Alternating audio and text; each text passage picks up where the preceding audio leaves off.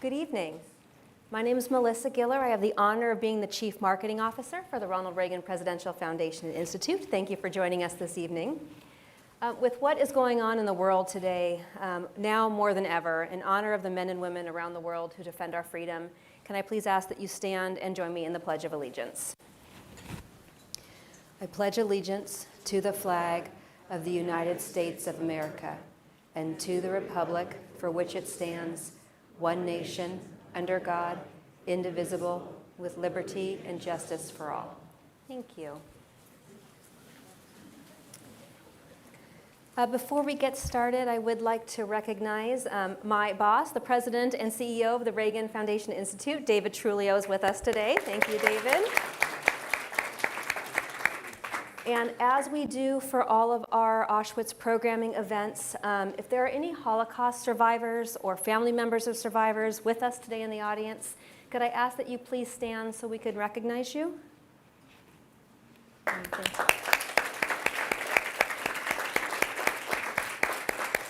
Thank you so much for being with us today. I think most of you, if not all of you, are aware that tonight's program is part of our programming for our special exhibition, Auschwitz, Not Long Ago, Not Far Away.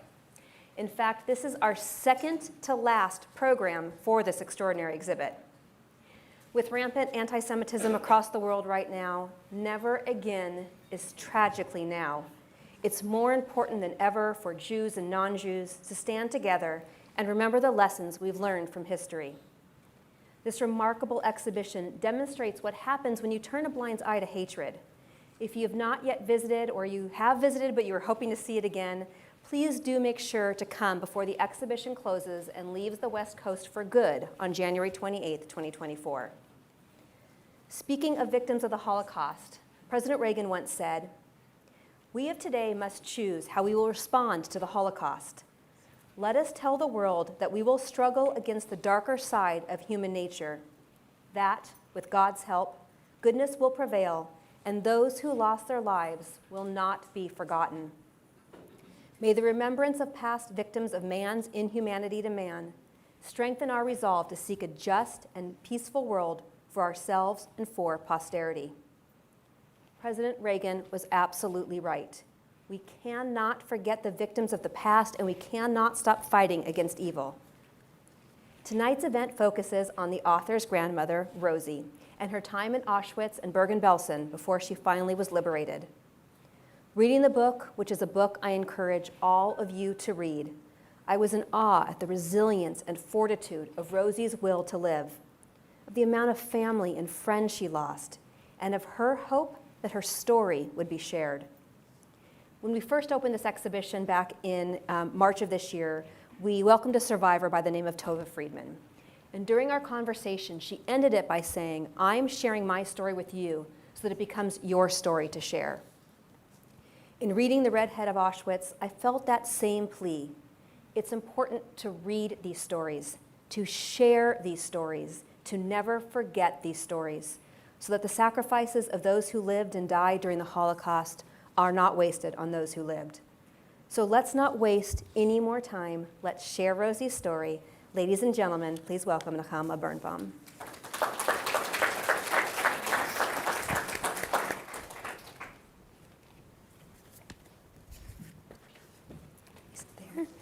Thank you so much. So I have a zillion questions, so we're going to get into it. And I'd really like to start way back at the beginning. We've been very fortunate throughout this exhibition to have many survivors, family members come and tell their stories of their parents or their grandparents. And we're hearing from these survivors and their family members that sometimes they were told at the age of 5, and sometimes they didn't find out until they were 50 or 55. So I'm curious, how old were you when you learned of your grandmother's story? Thanks so much. First, I want to say thank you so much for having me. Thank you so much. Thank you all for coming. My grandmother would have appreciated it so much, so thank you. I don't remember ever having a time where I didn't know the story. Like, there was no time where I was sat down and told this is what happened. I grew up with it. It was in my bones. It was in my blood. I remember my grandmother would talk about how we have to educate the world on what happened, And I kind of thought she was being a little paranoid because I said, everybody knows what happened. And then afterwards, when I was like writing the book and studying up on it, I was like, oh, everybody does not know what happened. It was so much part of like a fact of life for me. So I always knew what happened. She was always telling her stories. And they were also said in like kind of casual ways. Like one time I was grocery shopping with her and we were just talking about, it was a little bit raining now. And where I'm from, it rains, but apparently from here it doesn't rain so much. So thank you for coming out in the rain. That's really nice. And I was grocery shopping with her, and it was raining, and I came out of the grocery, and I started getting all nervous for her because she was older, and we had all our packages, and she was getting wet, and I was like, Bobby, that's what I called her, Bobby, come under the awning, please, please, please, you're getting wet. I'm gonna go get the car, I'll pick you up, don't get wet. And she was like, this is nothing. She's like, when I was in Auschwitz, I had nothing to wear, and it was in the middle of the winter, and there was this crazy downpour, and we were standing in roll call, and they counted all the numbers, and she said the Nazis had like their boots on and raincoats and fully protected, and we were wearing, she said, nothing. It was a little slip of cloth that they had. And the rain was just coming down on them. And she said, just to humiliate them further, they said afterwards, oh, sorry, we messed up the numbers. We got to count everyone all over again. She said she stood outside the entire day in the rain, and the rain wouldn't let up. And she said, this few drizzles, this is nothing. I'm a queen in the rain right now. And that's how I heard those stories. It wasn't, oh, here's what happened. It was, I'm a queen in the rain because I used to have to go in the rain with no protection. So I love that attitude. Yeah. That's fun. As I was reading the book, I wondered, so what made you decide to write down her story, to get it published? And then I was also curious, so for those who've read it, the book's in the first person as if Rosie's writing it. So what made you write it in that way? Oh, thank you. So it was really her dream to get her story published. She was always talking about it. Someone has to write my story. Someone has to tell my story.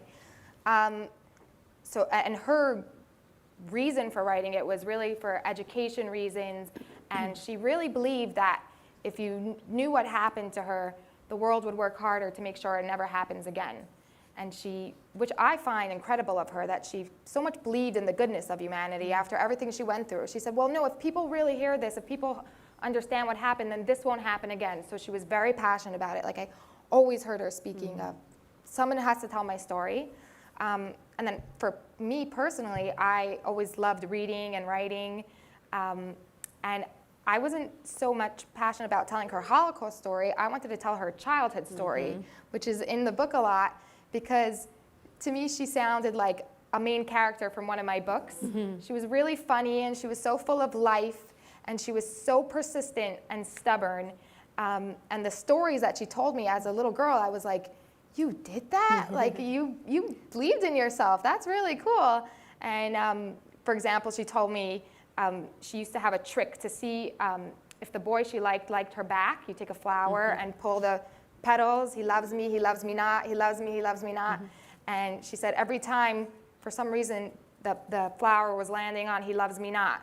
And she threw away all those flowers and crumpled it up until she finally got one flower that said he loves me. And she's like, I knew it. Yeah. And so I was like, she has a lot of grit and self-confidence, and I thought she sounded like one of the characters I loved reading about in a book. And also growing up, I've read a lot of Holocaust books, and a lot of them were about other people saving someone who was about to go into the camp or maybe after the camp, and the people that were going through that were always not really spoken about in a vibrant way. And I said, well, I know someone who's the main character of this story, and that's my baby, everyone. So bye, thank you. And a good husband. I know someone who's a main character the main character, and I think her story deserves to be told as well, not just somebody saving. And I wrote about it in first person. Actually, I first started writing about it in third person, and then I wanted it to be more like you feel with the character.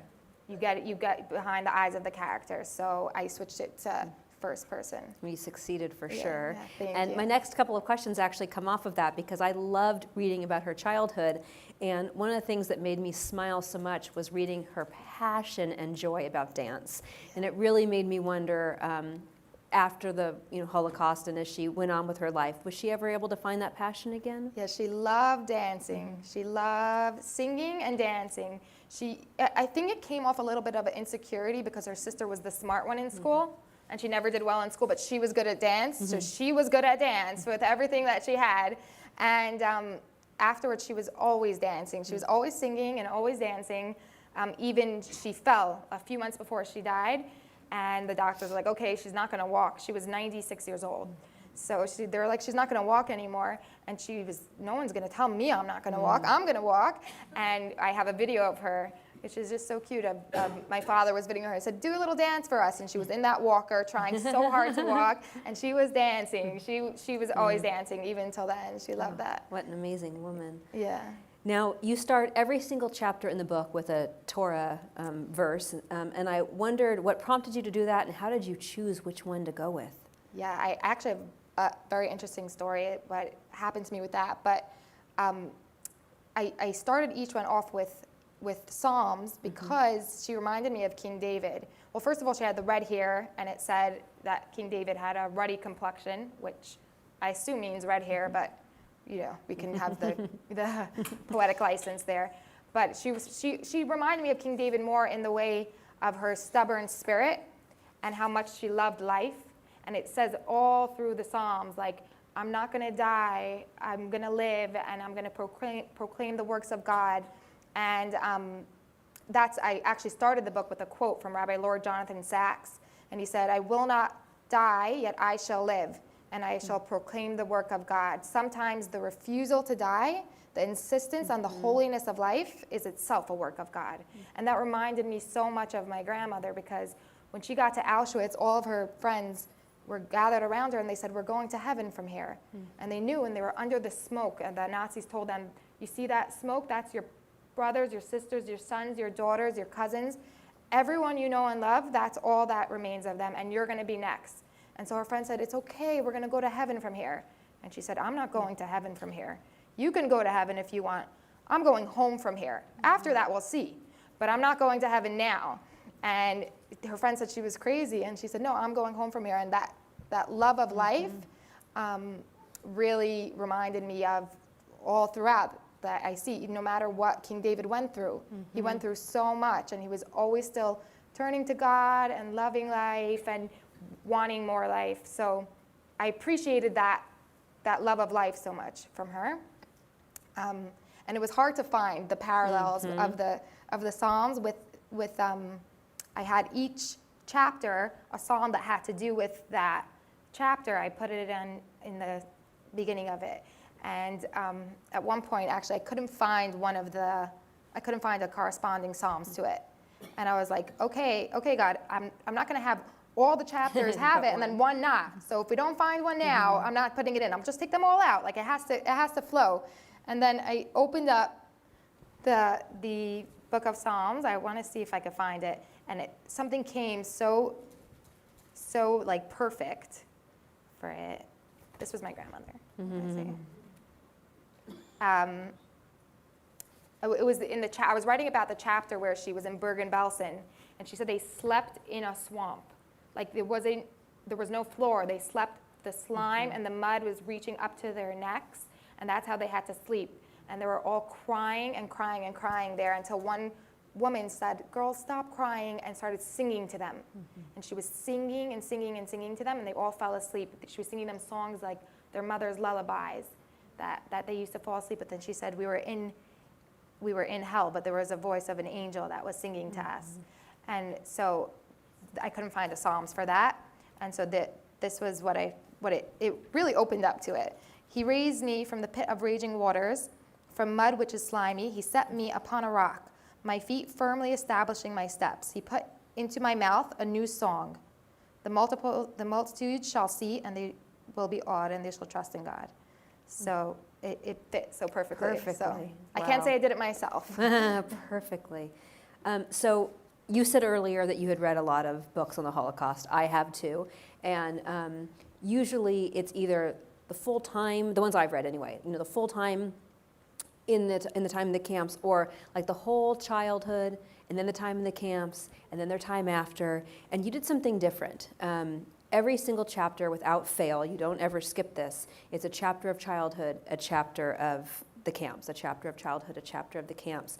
And I loved it because sort of it brought her, you kept getting reminded of her spirit and how she grew up and her love of family. And I wondered how you chose to write the book in that way. Yeah, thank you. So I wanted to remind, there was a few reasons, and one of them was what you said, to bring her, how did she get here?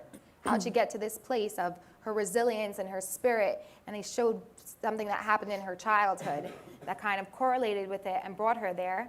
But also, I really wanted the reader to keep being reminded of her humanity, and not because the situations that she was in, and even just reading about it, and I'm sure if you've seen the exhibit or other things, the main thing that stuck out to me is that the Nazis tried so hard to make them into a number, and that's how all the propaganda happened to begin with. They were subhuman, and I wanted to have the reader to keep reading back. This is a person who loved her family. This is a person who loved to dance, who was jealous of her sister, who loved her little brother. This is a person who loved food, who had an aunt's wedding that was so much fun. This was a person that these things are happening to, not just another number, not just, I wanted the reader to really feel connected to her as they're reading what happened to her.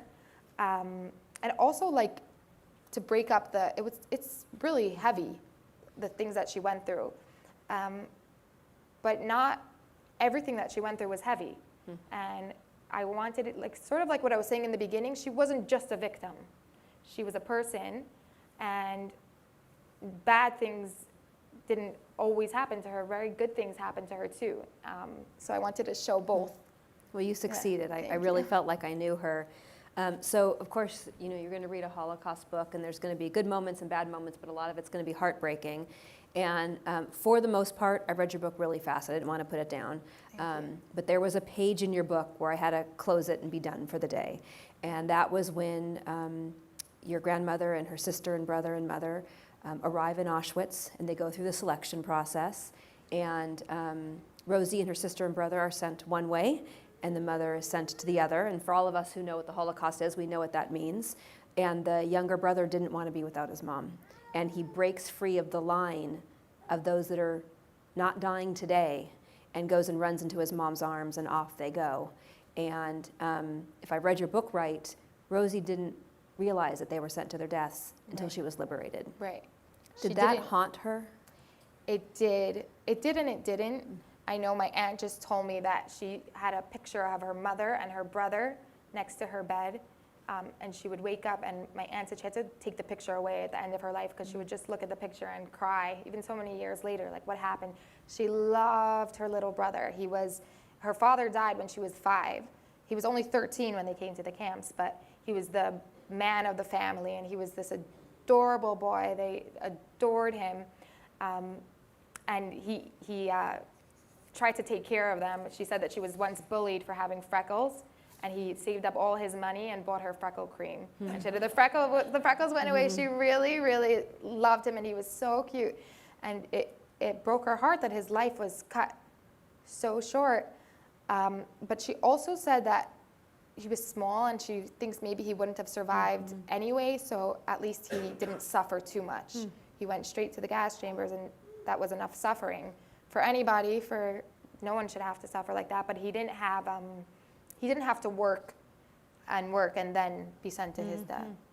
Yeah. Now, speaking of the gas chambers, your grandmother and her sister are sent to the gas chambers.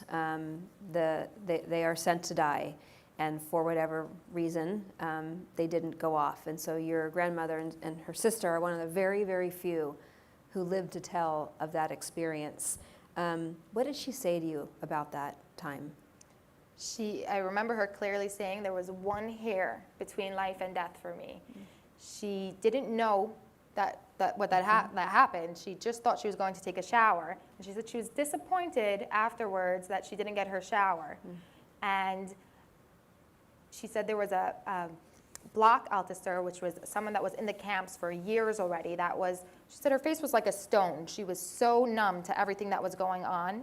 And she used to see hundreds of girls going into the gas chambers, and then she had to clean out all their bodies afterwards.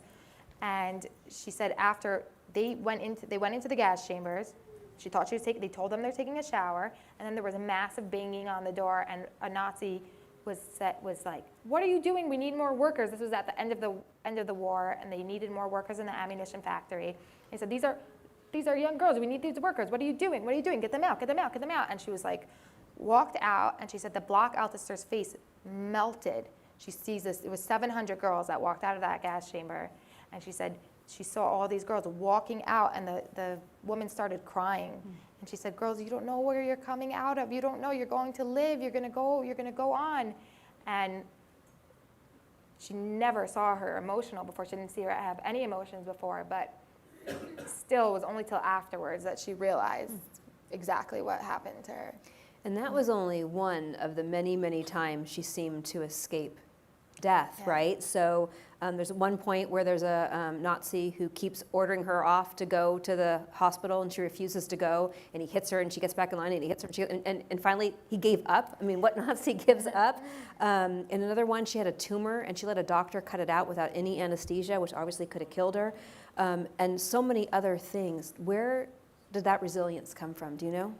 I don't know, because I always kind of felt bad about myself when I learned about the story, because I don't think I would last 10 minutes. And she was there for a full year and fighting with all of her might. I think, God put it in her because she was meant to come home. I think that was another reason why I called it the redhead of Auschwitz, because for the most part, redheads are pretty stubborn. And even she was kind of like, even the story with the doctor saying you have to go to the other side, it wasn't so much that she thought she was going to die if she goes to the other side. It was, she was not sick, so don't tell me to go to the hospital if I'm not sick. And she was that stubborn, which saved her life. And even at that point, her sister, she kept getting really beaten because she kept coming back to the side of the healthy people. Her sister said, "Stop it already, you're driving me crazy. I can't see you going through this. Just go to the other side and you'll go to the hospital and you'll come back." And really they sent them all to the gas chambers. And she said, "No, I'm not going there. I'm not sick. I'm not sick. I'm not going to go there." So that's how she survived it. I think it was also her love of life. She really loved life. She loved to live. And I one time asked her, like, what was your motivation? What was getting you through it? And she said she wanted to have a family. Family was so important to her. Growing up, her father died when she was really young. Her grandfather infused so much love into them, and her mother. And she wanted to have her own family. And she was young. She was 18 years old, and she wasn't ready to finish then. Now, speaking of that and her resilience, and as you read the book, she really kept her sister going. She kept friends going. She kept family members going. Strangers that she met in the barracks, she kept going. But as the time in the Holocaust went on, she seemed to really get weaker and weaker, and she seemed to want to actually give up. And it was her sister who stepped up and really kept her going. But what I found so moving was when she was part of the death march, and she pretty much gave up. And if I just sit down, I'll get shot, and then I don't have to have any more pain. And she started having these flashbacks, and she really felt that her mother was there, and her grandfather was there, and her brother was there, and her father was there, and she felt their spirits pick her up and carry her to the final destination. Can you talk about her faith with God, and did she carry that through, I would have to assume, after the war? Yeah. So that really inspires me, the fact that she said at the end she was really hallucinating already. They were going so long without food and so long without water. And she knew she was hallucinating, but she was really hallucinating. And she saw her grandfather, and he was telling her how wonderful she was, and he was giving her hugs, and that she said she wouldn't have survived without that, which just goes to show. I mean, my grandmother was my best friend, and now every grandmother I see, I'm like, you don't know what you're doing for your grandchildren. It brings them so far, and it's everything, the love that you can give to them. But she really felt at the end by the death march, she said there was no way that she was going to make it, and which was also kind of like she was always pushing people through, and she was really making her sister survive. Her sister wanted to give up a bunch of times, and then at the end she said, I'm gonna sit down, and they knew they got shot. If they were lucky, they got shot, or they were just beaten if they sat down. And she said, I'm just gonna sit down. And she said, her sister said, oh, no, you don't. You made me survive this whole thing. You do not sit down. And she said, no, but I can't take another step. And her sister said, you have to. You made me do this whole thing. You know they're marching us because it's the end. It's the end, and you're going to get there. And she said her sister made her take that other step. And she said taking that step felt like she was lifting the whole world on her knees. She said she was so miserable and so hungry and so tired. There was no sleep. And she was really suffering, and then she felt just like, she thought it was like angels bringing her the rest of the way. There was no logical way she could have made it. So it was really moving. Yeah. So speaking about the Nazis, right? So everyone knows how horrific it was and how horrific they were. And she's working in the factory, and there's a Nazi guard who's literally every day threatening to hang her. You know, that's the beam I'm going to hang you from. This is the rope I'm going to use. But yet there was another Nazi guard who helped her. Actually pulled the bullets out of the water to save her life. Did she share other types of stories like that of some of the guards or some of the experiences that weren't as awful as the others? Yeah, I was asking my mother, like, what kind of lessons do you think that she left you with? And she said it doesn't. She said she always told us you can't control where you are, you can't control what happens to you, but there's always the people that are helping other people, and there's the people that are making it worse for other people, and just be the person that's helping the other person, because you can't control anything else, and at least do that. So there was this Nazi that was really kind. Actually, I was watching testimonies from other people that were in that ammunition factory, and they all spoke about this Nazi, Edgar, his name was, and he was so kind. He used to like hold up to the window newspapers that said the Allies are advancing, so the girls could see, like, don't give up, they're coming for you, you're gonna be saved. And he would help everyone. They all spoke about him. She said she wished she could have met him because he saved her life. And he was so kind. But she never, like, she didn't even know his name. I did the research, and I found his name, but we couldn't find anything else about him. So that was the only story of kindness, I think, from a Nazi that she had. But she always said you saw so clearly who were the people, and that's also, she thought, that what helped her survive, because she had nothing else. She said, I'm going to survive to help other people, and so that helped her get through. So you actually just mentioned you did the research to find his name. So I'm curious, how do you go about writing this book? I mean, obviously she's been telling you the stories all her life, but there's got to be so many other stories you don't have, or what kind of research you have to do on where she grew up, and how was that process? Yeah, so my brother-in-law, it's amazing, shout out to Daniel Machlis, he videoed her saying her whole story from beginning to end. He sat, like, it was like a 2-year process. Mind you, she got dressed up for each video thing, like with her, everything perfect. And if she wasn't dressed to her standard, he had to go home and come back again. But he videoed, and she was talking about the Holocaust, but this is her, that was her, he videoed everything, and he kept sending the videos to me, just so we had it in chronological order and everything that happened. And then I was living in Israel at the time, and I went to Yad Vashem's library. I would go there, and there was a librarian there that helped me. And I knew, let's say, like, there was the 700 girls who survived the gas chambers. So most of them survived the war, not all of them. And so I listened to all their testimonies. to just make sure that the facts were matching up. And a lot of the stories she told me, I almost couldn't believe them. I said, did that really happen? Did that really happen? So I kept fact checking her until one time the librarian got upset at me. She said, you have the best resource. You have your grandmother who went there. You don't have to check in some book. She said it happened, and it happened, and I kept seeing. It was almost like I didn't want to believe that it happened. So, Incredible. I would like to turn it over to the audience to see if anyone has any questions. We just ask that you raise your hand so we can bring a microphone to you so that the audience watching at home can hear you. So does anyone, we have a question in the front? What do you think your grandmother would say about the current political climate and what is happening now? And maybe any advice she would give us? I think that I'm almost happy she didn't have to see what happened on October 7th. I think it's brutality that didn't even happen to her. I mean, I don't think I have to say exactly what happened to little children. And I mean, it happened to children in the Holocaust also.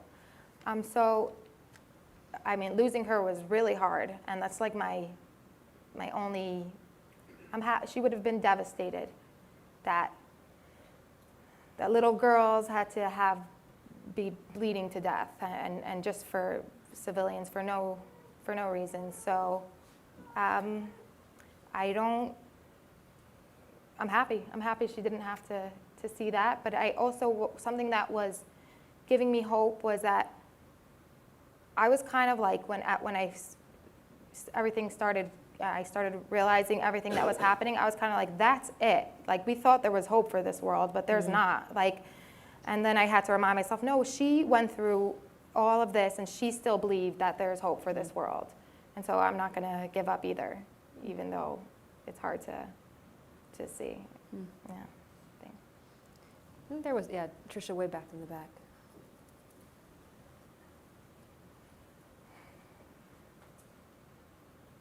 Hi, two questions. Firstly, how old was your grandmother when she went into Auschwitz? And secondly, outside of the newspapers being held up by that soldier, did she have any indication on how the war was going and if liberation was coming soon? Thank you so much. She was 18 when she was sent to Auschwitz. She turned 19 there. And she didn't really know. She didn't have any indication.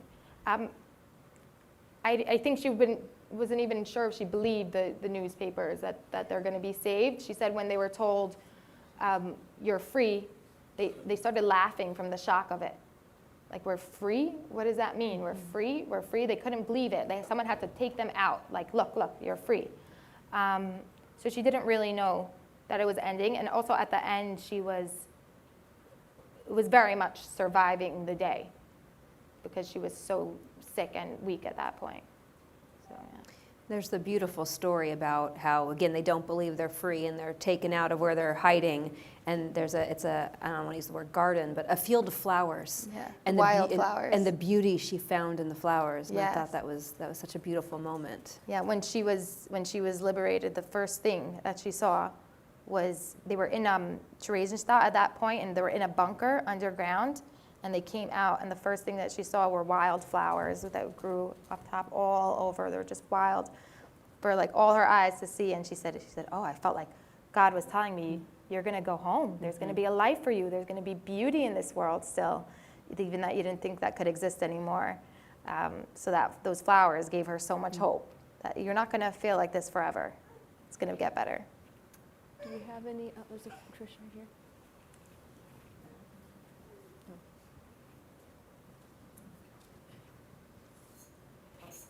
Hello. I'm a second-generation Holocaust child. My mother was in Auschwitz, and we went back with her, like in 2000, the year 2000. She hadn't been back there, and we took a tour of Auschwitz, and there were some Pepperdine University students there, and the docent was giving a speech and everything. And my mother usually doesn't chime in, and she says to the docent, that's not how it happened. I'm an eyewitness Wow, yeah. and then all the students come clamming around her, and they were just in awe that they had really met a real live Auschwitz survivor. Wow. My mother lived to 100, Wow. and her mother also lived to 100, who didn't go to the camp, but she was hidden out by a very prominent family in Poland. And so the stories my mother told me, my father told us, I don't think my father ever got over the war because that's all he talked about. But my mother forgot about it. She wanted to forget it. But when we went there, it all came back to her. Wow. So yeah, it's amazing to be a child of a Holocaust survivor because of the upbringing that we had. And then my mother had 2 children that the Nazis took away. Wow. Yeah, and so when we went to Krakow, where they're buried, we found the grave of her mother, father, her 2 children were buried there, and the cemetery there is so desecrated Yeah. that you couldn't find anything. It was really hard, but they were trying to rebuild it. But the headstones were, when you walked there, they were actually headstones. That's how you walked in the cemetery. Wow. It was Yeah. something because she wanted us, my little sister and I, to one day say, I was here with their grandmother. And my 2 kids are here, which was their Wow. grandmother. Yeah, so we came to listen to your Wow. story. Thank you for so sharing much. that with Yeah, us. Thank you. But it actually leads me to a question. Did your grandmother ever go back? She never went back to Auschwitz. She didn't want to go. I know she watched Schindler's List, I think she watched. And my grandfather was so upset. Why are you watching that? You've went through that. And I think she watched it with my mother. And my mother remembers her being like, oh, it didn't look like that. That's beautiful. That's so nice. It wouldn't, we wish it looked like that. Oh my God, they did not do this well. She was not happy with that. I watched The Boy in Striped Pajamas with her. I don't know why I did that to her, but we watched that, and she also said like, it didn't look like that. But she did go back to her town. She loved her town in Romania, and she went back, and they had such good friends there that she met. So it was That's nice. great. Yeah. Tricia, there was a question right here, the woman in the brown. Yeah, I was wondering, my father-in-law is a Holocaust survivor, and he was in Auschwitz 4 years, and he talked just recently about what it was like. Actually, he was here in October, and he went to the Holocaust exhibit here, and how it started. He was talking about how like they wouldn't let the Jews go to school, Right. and they put them in the ghettos, and it's just I wanted to know what she talked about, because they said, how could this happen that people just get Yeah. on trains and he said it sort of started over a period of time. Yeah. So actually, it's interesting because in school we've always learned like the slow indoctrination and the slow propaganda and the lead up. But for her, she had no idea. And she said there was she lived in a small village. She said that there were some people that came from Poland and they were like, you don't know what's happening to the Jews. And they said, these are crazy people, like paranoid, crazy people. They didn't believe them, and people told them they didn't believe anything. Which was kind of scary that they were like, this is a civilized world. Nothing like that could happen here. But it did. It was from one day to the next for her. Like there was a few incidents. Somebody called her brother a dirty Jew in the street, and her mother lost her job, but nothing major. And they were shocked from one day to the next. They were just like, all Jews to the town square, and that was it. There was a question way in the back there, yeah. Thank you. I'm just wondering, I thought I heard you say that she was also in Today's and stuff? Yes, for And 10 days. How long? 10 days. 10 days, yeah, and that's such a different camp than all the others, and I Yeah. was curious to know what she reported about her time there. She really heard like a lot of the fighting. She was underground in a bunker, and it was at the end of the war. They just put them there from the death march.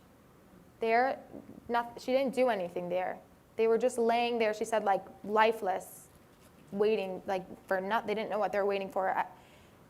She was very, very, very sick at that point, in between, I mean, not sick, but she was without any food for a very long time. So she was just laying there, and then she came out.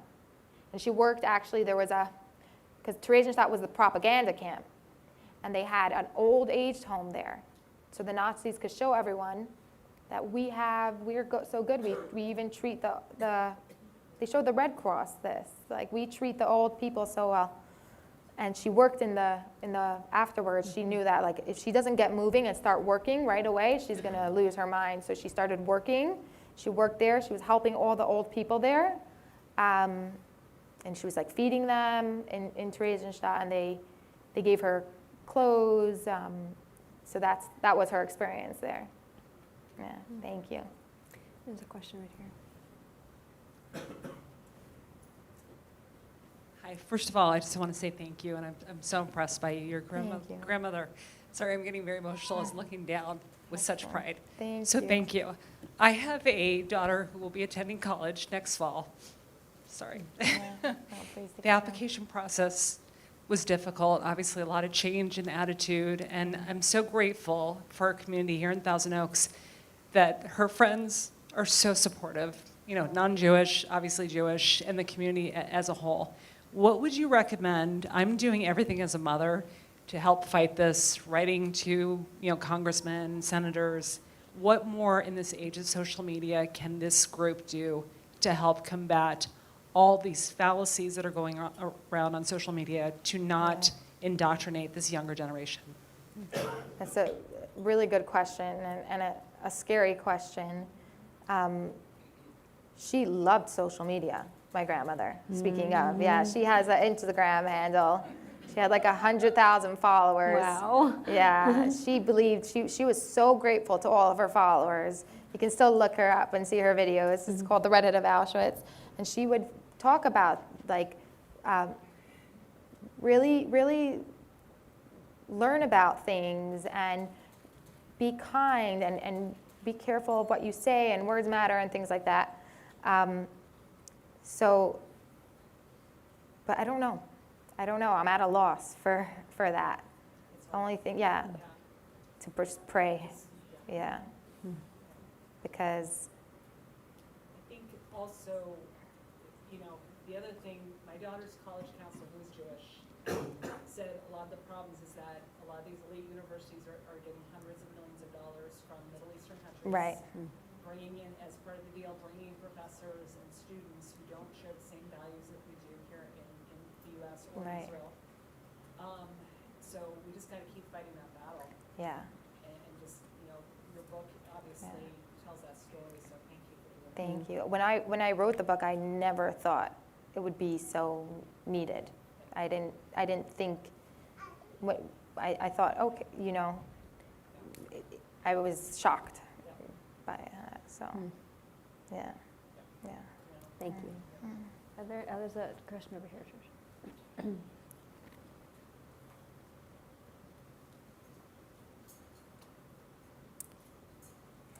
Hi, your grandma was 19 or 20 when she was liberated, right? 19, yeah. How long did it take her to lose her bitterness and be able to take part in the grand life that she lived and not look at herself as a victim?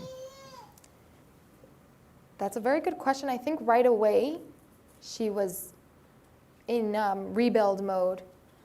She learned how to cook. Her mother never let her in the kitchen. So she learned afterwards. She found this lady who used to work by Jewish homes to teach her how to cook kosher, because she had no idea how to do anything. And she had, she was feeding people. And that's really what she said, like the giving to other people really kept her going. I think more as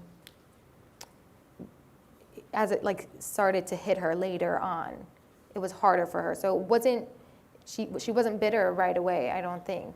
I think she told me one time, and I was so appreciative that she said, she's like, I really lost myself at a certain point afterwards, maybe after she had a baby. And she said, I lost myself. But she said, don't you know, if you're lost, you can always be found. She said, and I found myself, and she kept going, and she got up after that. So it was never easy for her. She fought for it. I think there's also part of it was her nature, but she fought to dance, and she fought to sing, and she fought to get dressed up and go out, and she was always so glad that she did it afterwards, but it was something that she fought for. Thank you. You had said she wanted to live because she wanted a family. So at the end of her life, how big had she grown that family? Oh, I have it. I didn't even know the numbers. She had 5 kids.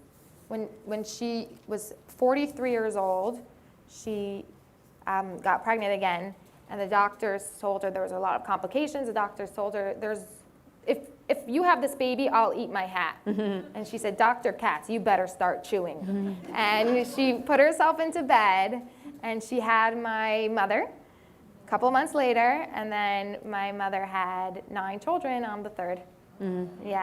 Yeah, and then she has, so I'll get you the exact number, but there's more now. There's talking about her grandfather's love. My little baby that's here is named after her grandfather. So I'll get the exact. She has a lot of, I have a video of her like telling my daughter, this is what I live for. You're everything to me. As I write this now, the redhead who promised herself that she was going home has 5 children, 28 grandchildren, 120 great-grandchildren, and 7, so now it must be like 10 at least, great-great-grandchildren. Yeah. That's incredible. She said she was What a going home, testament to her life. Yeah, and that was her dream, to have these kids. It's amazing. Yeah. Are there any other questions before we conclude? Oh, there's 2 more. Let's start right here, Tricia. Where did she go after the liberation? Where did she go back to Romania, or did she go elsewhere? She went back home. So sad. She thought her mother was going to be there waiting for her, and her brother. So she was going, like, the whole time. She didn't want to get, like, there were some people going different places, and she was on a mission to get back to her hometown to find her mother and find her brother. And she loved her town also. She always described it, as I was driving here, actually, it reminded me a little bit of this, the way she described it, the mountains overlooking, and it was so beautiful. She said it was a small Romanian village. She was going home to find her mother. Then she went back to her town, but even after she got to her town, there was a lot of anti-Semitism there, and they said, go, get away from here. Someone took over their house and said, you don't belong here, get out. So she left and went to a neighboring village, and then she found my grandfather, and then, yeah. And we're going to do the last, go. Her sister, she was separated from her sister afterwards. Her sister found her husband, my great uncle, and they went to, everyone was looking for families, she said. So they went to further down in Romania to find his family to see if they survived. After they found out that her mother and brother didn't survive. So, yeah. And this will be the last question back here. What's up? What kind of advice would you give the youth who are like struggling through like grief? How did she exactly get over like the grieving process, especially since her being so young at 18? Such a good question. I always like what she said, that if you're lost, you can always be found. And don't stop looking for yourself. And like, it's okay. It doesn't have to be a perfect journey. Like, it's okay if you lose yourself. It's okay if you're sad. It's okay if you're really upset. You don't have to shut off your emotions. But also, she said singing helped a lot. Just singing, just sing. And she said that finding a purpose really helped her, like giving to other people. Really helped her because she wasn't so consumed in her own pain, which is all consuming, and she was able to say, well, she said, even in her job, like she worked until she was 75 years old as a fashion consultant. I used to go to her and she'd be like, what are you wearing? I went, okay. And she would give me lots of advice, but it was good advice. But she said she would there was people who were there that weren't as good as their job. Like they were having a hard time adjusting to the job, and she would help them, give them tips, even little things. That was very helpful for her to focus on someone else, not just herself. Because if you're, I think she told me once, if you're here to take, there's a lot of bad things in this world. But there's not so many opportunities to take, but there's a lot of opportunities to give. So I think that's the way she got through it. That's a great way to end. So we're about to end, and we're going to do a book signing. But before we do, I'm going to do something I don't think I've ever done with an author. I'm going to read a portion of your book. This is the last paragraph, and usually you're not supposed to read the ending before you read the beginning, but this is the last paragraph of her book. It says, "My grandmother was laid to rest on May 8th, 2022, exactly 77 years from the May 8th in which she was liberated. She spent her time in the hospital signing her book for the doctors and spreading her message of love. One of the last things she asked me was, is the book still being read? It was her life's dream that the world should know her story and learn from it. I'm so grateful she lived to see it happen." So I wanted to read that paragraph to all of you because this is when we go to do the book signing. And what better way to fulfill her grandmother's wish than to buy the book and read it and help share her story. So I want to thank you for coming. So We're going to be much. signing books right outside this door. Thank you. Thank you so much for coming. Yeah, thank you.